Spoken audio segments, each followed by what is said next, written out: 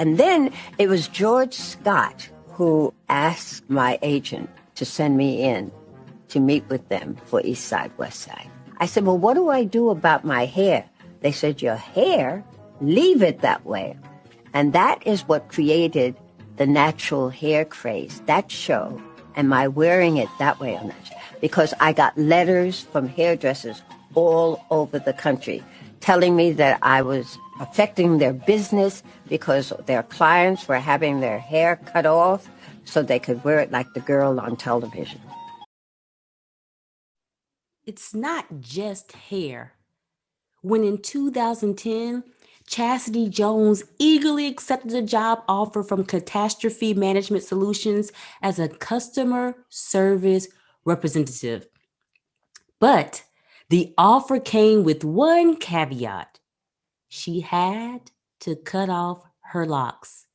She refused, and the company rescinded the offer. Now, you're thinking what I'm thinking because you and I are the same.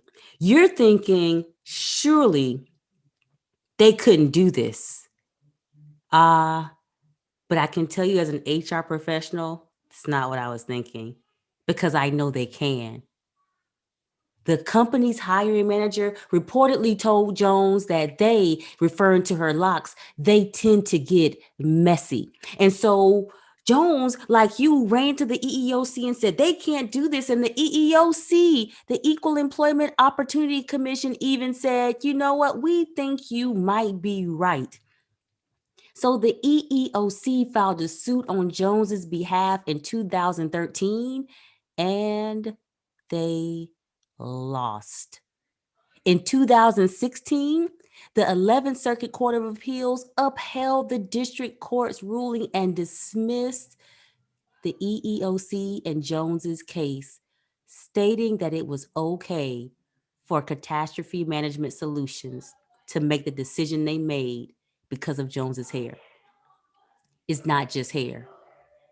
It's not just hair. When in 2017, a preparatory academy in Florida asked a Black teenager to change her natural hair because it violated the school's dress code. It's not just hair. It's not just hair when a recent study showed that Black women with natural hairstyles, such as curly afros, braids, or twists, are often perceived as less professional than Black women with straightened hair.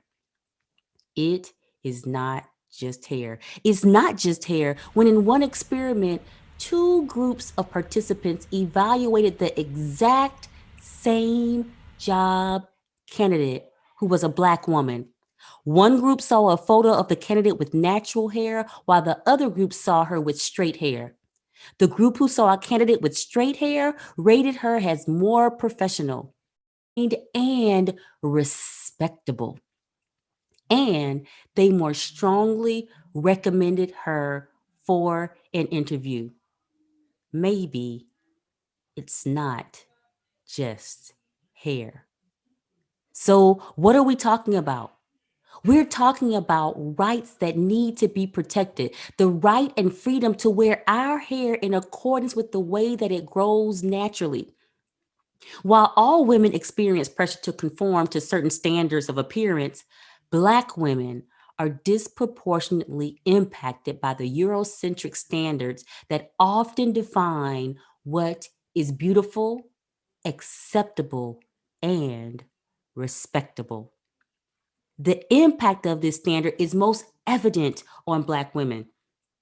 A Dove research showed that a Black woman is 80% more likely to change her natural hair to meet social norms or expectations at work.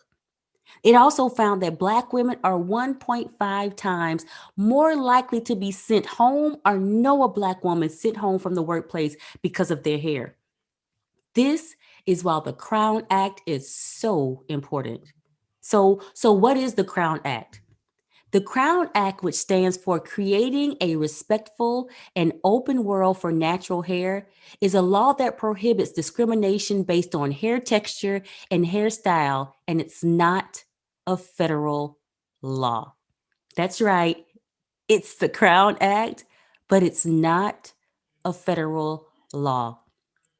Currently, nearly 90% of the states in the US do not afford protections for race-based hair discrimination, even if the hairstyle is inherent to racial identity.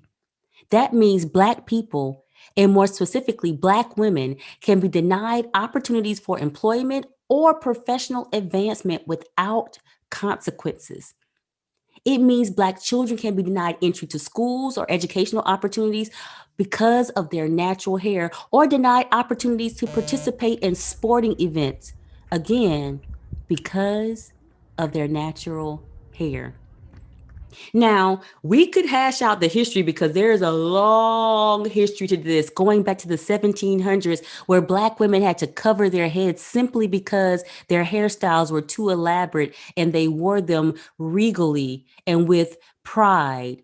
So they had to cover their hair to indicate that they were of the slave class, even if they happened to be free. We can go back and talk about that, but let's not dwell there. I am more concerned with where we go from here. So in September of 2020, the US House of Representatives passed the Crown Act, but it still has to make it to the Senate. Now is the time for you to get politically active. I need for you to call, write, email, tweet, send a messenger pigeon. I don't care how you get it there, but get a message to your senators that the Crown Act is a priority.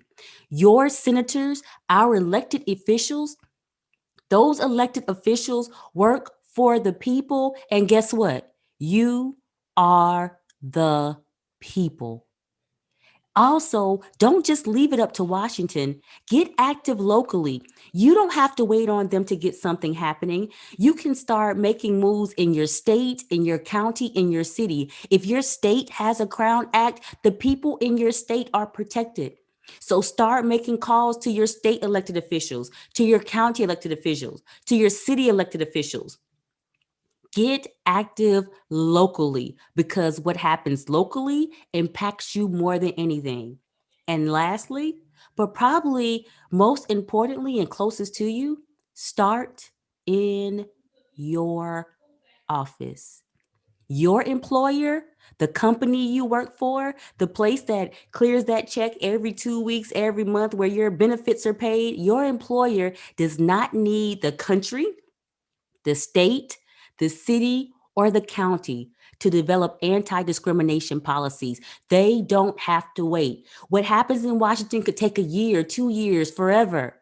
But what happens in your company, in your organization, could be changed next week, next month, tomorrow.